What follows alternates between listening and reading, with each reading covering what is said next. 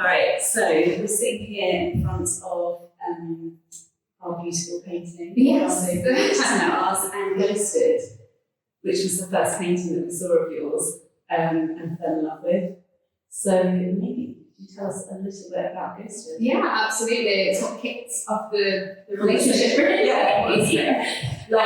Yeah. Well, I work from memory with humour, always involved as well. My work's very playful and full of nostalgia. So with this painting, I was thinking about sort of like modern, sort of contemporary dating condition of being ghosted and how it can be traced back to sort of like childhood in a way, and like lost toys or something like a discarded piece of Lego, and how you can unexpectedly stand on it as well, which is also a universal sort of pain as well, like standing on the or something like that, and the shock of that, which then goes back to the shock of being ghosted as well. So these are like toys that I used to have growing up as a kid, which hold a lot of nostalgia for me, but also with the hope that other people will then look at the work and find commonalities with it as well, and have a sense of belonging and interconnectedness as well. Yeah, I can see that. And it just sort of, it's an unexpected one as well, because you sort of, the title kind of clinches it in some ways, because you can kind of read your own, project your own stories onto it. Absolutely. But then it's sort of like, a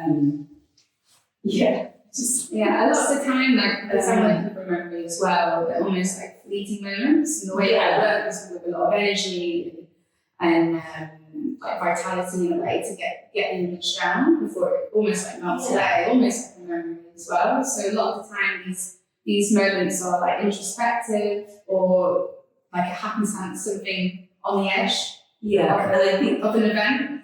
Yeah, and I think when you're sort of dealing with like pain, it's really nice to see that sort of overlay, just as everyone knows what it feels like to tread on Lego, whether you have it around you all the time or not, and it's this sharp moment. Yeah, absolutely. So pain's a bit like that, isn't it? It's intense and a kind of moment of clarity too. Yes, absolutely. And then the colours I've used are very bright and sort of joyful in a way as well, so you've got that balance as well. And also understanding like the complexities of the experiences, like, is what then makes us like uniquely human as well. Yeah, love it. It's beautiful. And so, which is a commission. So I just thought it'd be interesting, because we get asked a lot, what is your art and industry programme?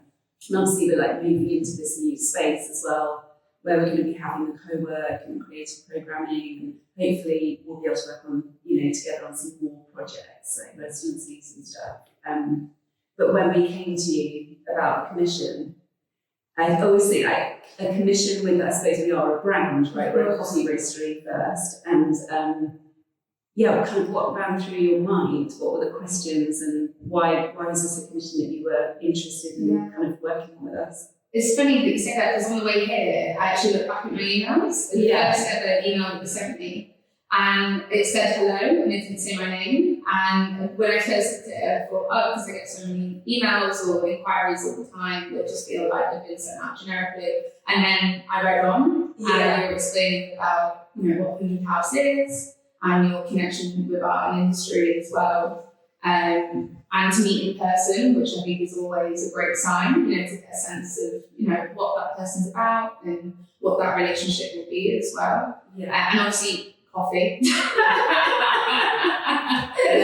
Absolutely. So we met over coffee. Yeah. And the way that you described the opportunity sounded very open and a lot of freedom within it. And because you approached me as well, you have an affinity to the work and understand, and the conversations that we had, the way I think about my work and approaching, each painting, I think then we really understood one another, and I was really excited about the opportunity. Yeah, and went away and thought about some sketches and some ideas, and kept you informed, of each process as well. And it's been great, and hopefully a relationship to, carry into the future as well. Yeah, absolutely.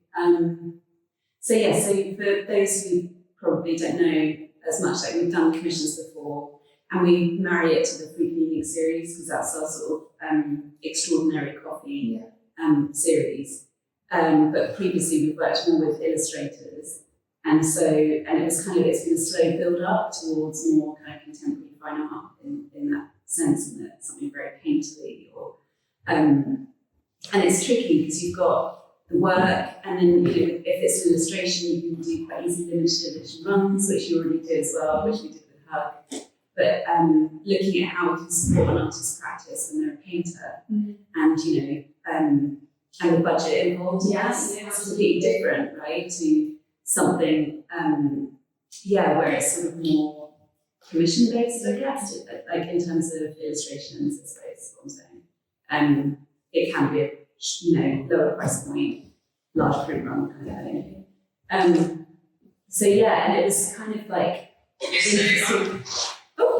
And also it was kind of like interesting to think about how we were just so excited to see what you would do with the question around coffee. Because obviously you don't want it to be too literal. No. And we wanted it to be a series that you could take forward and sell, and that we would support the production of it. Purchase a piece and it be part of the collection. But then what would you come forward with? So I think Rendezvous was just such a lovely angle, such a kind of just something we would never have expected, and just it's so grand or graceful, I think is the word. It's so graceful, but intimate as well.